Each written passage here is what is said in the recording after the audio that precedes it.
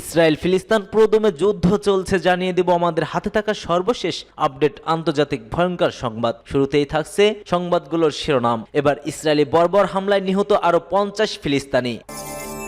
অন্যদিকে চীন প্রশ্নে ট্রাম্পকে পাত্তা দিতে চাচ্ছে না ইরান। আরো জানিয়ে দিচ্ছি, বাইডেন তৃতীয় বিশ্বযুদ্ধ চায় বলছে ট্রাম্প পুত্র। অন্যদিকে যুক্তরাষ্ট্রের যুদ্ধবিরতি প্রস্তাবে রাজি হিজবুল্লাহ। এবং সর্বশেষ জানিয়ে দিচ্ছি, গাজায় ত্রাণবাহী শতাধিক ট্রাকে লুটপাট। এতক্ষণ শুনছিলেন সংবাদ শিরোনাম, এবার বিস্তারিত।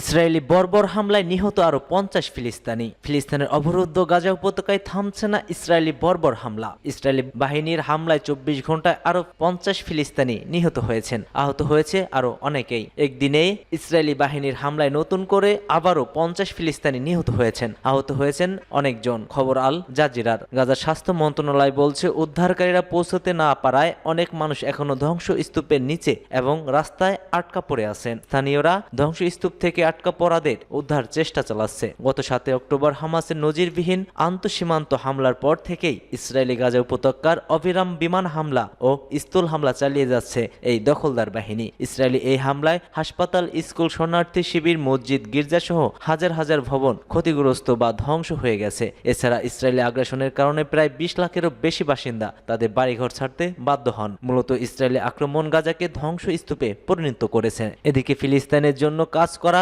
জাতিসংঘ ত্রাণ সংস্থা জানিয়েছে, গাজায় প্রবেশ পর 109টি ট্রাক একটি ত্রাণবাহীর সহিংস লুটপাট হয়েছে। শনিবার এই ঘটনায় 98টি ট্রাক খোয়া গেছে। গাজায় 13 মাসের যুদ্ধে লুটপাটের সবচেয়ে বাজে ঘটনাগুলোর একটি হলো এটি। চীনের প্রশ্নে ট্রাম্পকে পাত্তা দিতে চাচ্ছে না ইরান। চীনের সঙ্গে ইরানের দৃঢ় কূটনৈতিক সম্পর্ক রয়েছে। মার্কিন প্রেসিডেন্ট জো বাইডেনের আমলে ফিলিস্তিন ও লেবাননে আগ্রাসন এবং এই ইস্যুতেই ইসরায়েলের সঙ্গে সংঘাতের আশঙ্কাকে ঘিরেই ইরান আরও চীন ঘেঁষা হয়ে পড়েছে। এবার ইরানের চরম বিরোধী ডোনাল্ড ট্রাম্প নির্বাচিত হওয়ার পর সেই সম্পর্কের মাত্রা নিয়ে উঠেছে প্রশ্ন। কিন্তু ইরানের সর্বোচ্চ নেতা আয়াতুল্লাহ আলী খামেনির উপদেষ্টা আলী আকবর ভেলাইতি চীন প্রশ্নে ডোনাল্ড ট্রাম্পকে পাত্তা দিতে চান না। তার উদ্ধৃত দিয়ে সংবাদ সংস্থা ISNA জানিয়েছেন, মার্কিন প্রেসিডেন্ট হিসেবে ডোনাল্ড ট্রাম্প নির্বাচিত হওয়া সত্ত্বেও চীনের সাথে ইরানের সম্পর্ক অপরিবর্তিত থাকবে।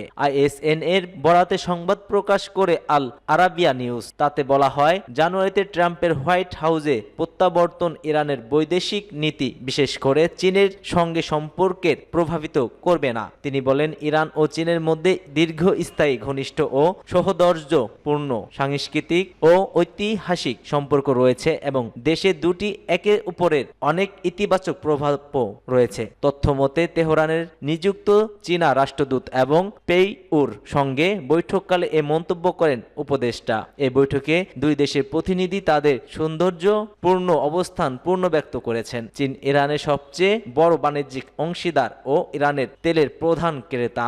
বাইডেন তৃতীয় বিশ্বযুদ্ধ চায়, ট্রাম্প পুত্রের বিস্ফোরক অভিযোগ। মার্কিন প্রেসিডেন্ট জো বাইডেনের বিদায়ী সময়ে নেওয়া এক বিতর্কিত সিদ্ধান্ত ঘিরে তোলপাড় শুরু হয়েছে। রাশিয়ার ভূখণ্ডে হামলার জন্য ইউক্রেনকে দূরপাল্লার মার্কিন ক্ষেপণাস্ত্র ব্যবহারের অনুমতি দেওয়ার খবরে ক্ষুব্ধ হয়েছেন নবনির্বাচিত প্রেসিডেন্ট ডোনাল্ড ট্রাম্পের বড় ছেলে ডোনাল্ড ট্রাম্প জুনিয়র। এক্সে দেওয়া এক পোস্টে ট্রাম্প জুনিয়র বলেন, মার্কিন মিলিটারি ইন্ডাস্ট্রিয়াল কমপ্লেক্স নিশ্চিত করতে চায় যে আমার বাবা শান্তি প্রতিষ্ঠার সুযোগ পর আগেই তারা তৃতীয় বিশ্বযুদ্ধ শুরু করবে। বাইডেন প্রশাসনের সিদ্ধান্তের কড়া সমালোচনা করে তিনি একে বিপজ্জনক এবং উস্কানিমূলক বলে আখ্যা দিয়েছেন। নিউ ইয়র্ক টাইমসের তথ্য অনুযায়ী বাইডেন প্রশাসন সম্প্রতি ইউক্রেনকে রাশিয়ার ভূখণ্ডে হামলার অনুমতি দিয়েছে। আগে এই ধরনের পদক্ষেপ নিতে মার্কিন প্রশাসন সতর্ক ছিল, কারণ এটি রাশিয়ার পাল্টা প্রতিক্রিয়ার ঝুঁকি তৈরি করতে পারে। ফ্রান্স জানিয়েছে, ফ্রান্স এবং যুক্তরাজ্য ও একই পথে হেঁটে তাদের অস্ত্র ব্যবহারের অনুমতি দিয়েছে। যুক্তরাষ্ট্রের এই পদক্ষেপে ক্ষুব্ধ রাশিয়া কঠোর প্রতিক্রিয়া জানিয়েছে।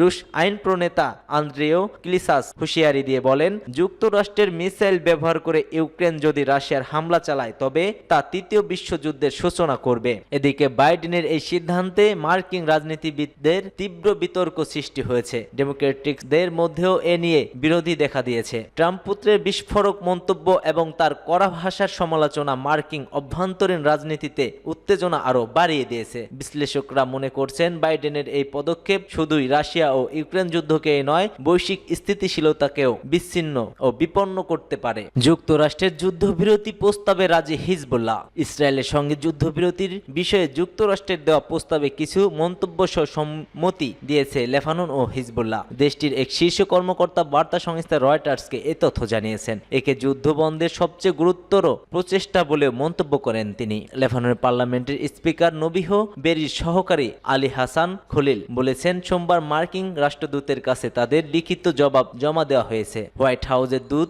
আমোস হোসস্টেইন বৈরুতে আলোচনা অব্যাহত রাখতে এসেছেন। ইরানপন্থী সশস্ত্র সংগঠন হিজবুল্লাহ যুদ্ধবিরতির বিষয়ে আলোচনার জন্য তাদের দীর্ঘদিনের মিত্র বেরিকে সমর্থন দিয়েছেন। খলিল বলেন, লেবানন ইতিবাচক পরিবেশে প্রস্তাবটির উপর তাদের মন্তব্য তুলে ধরেছে, তবে এই বিষয়ে বিস্তারিত জানতে অস্বীকার ও অস্বীকৃতি জানিয়েছেন তিনি বলেন, আমাদের দেওয়া সব মন্তব্য জাতিসংঘের রেজলিউশন 17.1 এর সুনির্দিষ্ট ধারাগুলো মেনে চলার প্রতি জোর দেওয়া হয়েছে। খলিল মূলত 2006 সালে হিজবুল্লাহ ও ইসরায়েলের মধ্যে যুদ্ধ বন্ধে পাশ হওয়া জাতিসংঘের নিরাপত্তা পরিষদের রেজলিউশন 17.1 এর কথা উল্লেখ করেছেন। এই প্রস্তাবের লেবানন ইসরায়েল সীমান্ত ও লিটানি নদীর, যা সীমান্ত থেকে প্রায় 30 কিলোমিটার উত্তরে অবস্থিত মধ্যবর্তী এই এলাকায় হিজবুল্লাহ যে কোনো সশস্ত্র উপস্থিতির নিষেধাজ্ঞা মেনে নিয়েছে। খলিল বলেন, এই উদ্যোগের সাফল্য এখনো ইসরায়েলের উপর নির্ভর করেছে। যদি ইসরায়েল সমাধান না চায় তাহলে তারা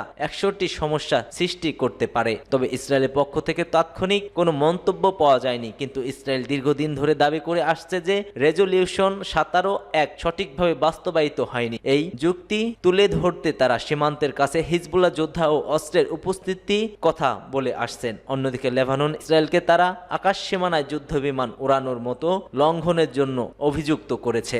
গাজায় ত্রাণবাহী শতাধিক ট্রাকে লুটপাট। গাজা প্রবেশের পর 109টি ট্রাকের একটি ত্রাণ বহরের সহিংস লুটপাট হয়েছে। এই ঘটনায় 98টি ট্রাক খোয়া গিয়েছে। গাজায় 13 মাসের যুদ্ধে লুটপাটের সবচেয়ে বাজে ঘটনাগুলোর একটি হলো এটি। ফিলিস্তিনিদের জন্য কাজ করা জাতিসংঘ ত্রাণ সংস্থা সোমবার একথা জানিয়েছেন। UNRWA এর ঊর্ধ্বতন জরুরি ত্রাণ বিষয়ক কর্মকর্তা লুইস ওয়াটারিস বলেছেন, তাদের সংস্থার খাবার সহ বিশ্ব খাদ্য কর্মসূচি দেওয়া খবর ওই ট্রাকের বহরে করে নিয়ে যাওয়া হচ্ছিল। খাদ্যবাহী এ ট্রাক বহরকে স্বল্প সময়ের নোটিশে কেরেমেশ শালোম সীমান্ত ক্রসিং থেকে একটি অপরিচিত পথ ধরে যাওয়ার নির্দেশ দেয় ইসরায়েল। তারপরেই ট্রাকের বহরে লুটপাট হয়। তিনি বলেন, এই ঘটনায় দক্ষিণ ও মধ্য গাজায় ত্রাণ পৌঁছানোর জন্য সেখানে প্রবেশের গুরুতর চ্যালেঞ্জের সামনে নিয়েই এসেছে। লুটপাটের সময় মানুষজন আহত হওয়ার ঘটনাও ঘটেছে বলে জানান ওয়াটারিস। পরিস্থিতির ভয়াবহতার কথা উল্লেখ করে তিনি বলেন,